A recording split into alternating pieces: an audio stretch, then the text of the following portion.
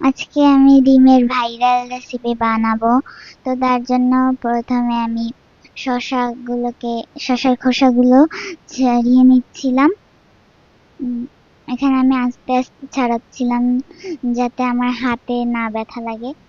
তো এরপর হচ্ছে এখানে শসাগুলোকে কুচি কুচি করে নেব এখন আমি।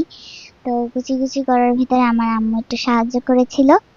তারপর আমি একটু মরিচ গুলোকে কুচি কুচি করতেছিলাম। তো মরিচ গুলো কুচি কুচি আমি করতে পারতেছিলাম না, তার জন্য আমার মা একটু হেল্প করেছিল।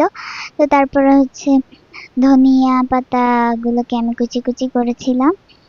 তো এখানে আমি আস্তে আস্তে করে কুচি কুচি কুচি কুচি করতেছিলাম, কারণ যাতে আমার হাতে না ব্যথা লাগে। তো এখানে আমি সবগুলোই কুচি কুচি করে নিচ্ছিলাম।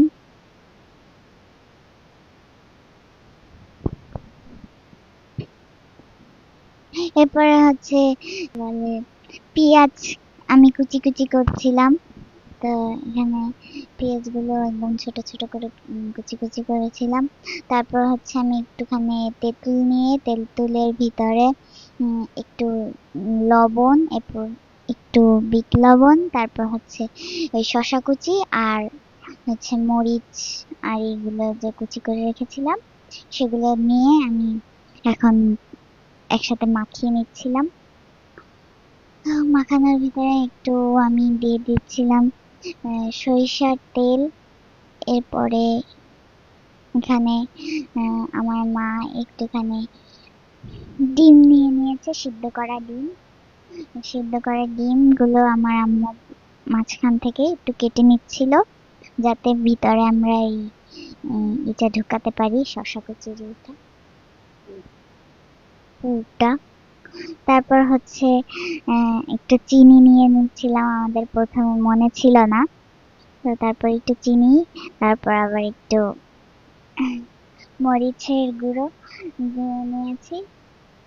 এরপরে হচ্ছে আমি একটা ডিম নিয়ে সেটার উপরে আমি ওই যে পুরটা দিয়ে নিচ্ছিলাম, আর আমার মা একটা চামচ দিয়ে ভিতরে ঢুকিয়ে দিচ্ছিল। এভাবে আরো করছিল, আরো 3টা করছে।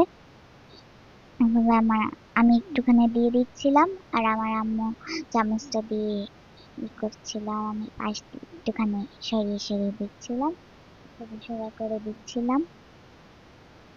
এভাবে আমি সুন্দরভাবে ঢোকানো হয়ে গেছে। তারপর হচ্ছে আমি এখন টেস্ট করব।